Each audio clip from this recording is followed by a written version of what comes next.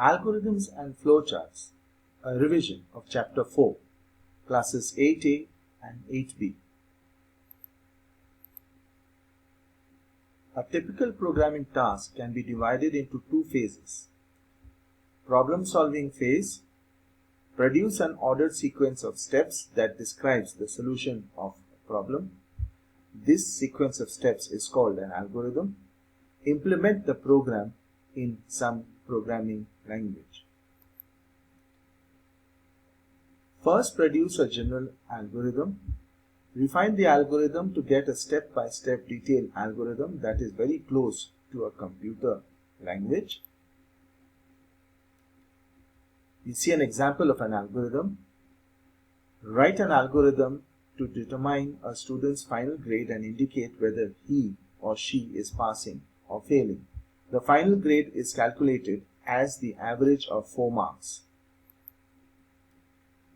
This is the algorithm where we input a set of 4 marks.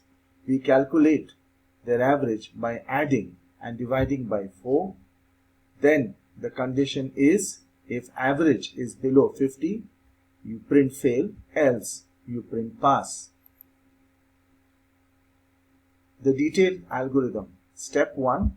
You input the 4 marks as M1, M2, M3 and M4. Then the second step, you add the marks of M1, M2, M3, M4 and you divide by 4. You get the average. The condition is, if grade is less than 50, then print fail, else print pass. Now we see the flowchart. The dictionary says a diagrammatic representation of a sequence of operations as in the manufacturing process of computer programming is a flowchart. Technically, a flowchart is a pictorial representation of the steps used to solve a particular problem. It graphically represents the logic needed to solve a programming problem. A flowchart uses different symbols to represent different types of instructions which are connected to each other with the help of flow lines. What does a flowchart do? A flowchart shows the logic of an algorithm. It emphasizes individual steps and their connections. The symbols that are used in a flowchart.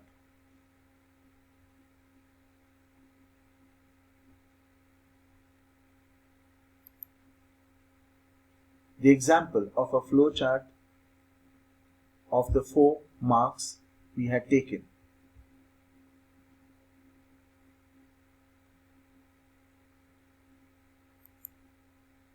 A second example where we write an algorithm and then draw a flowchart to convert the length in feet to centimeter.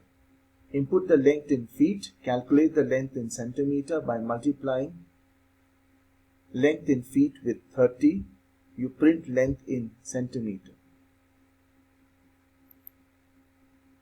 The algorithm and the flowchart.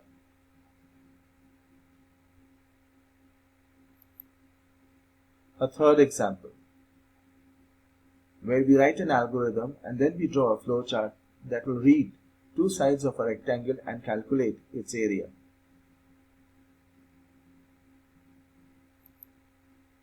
The algorithm and the flowchart.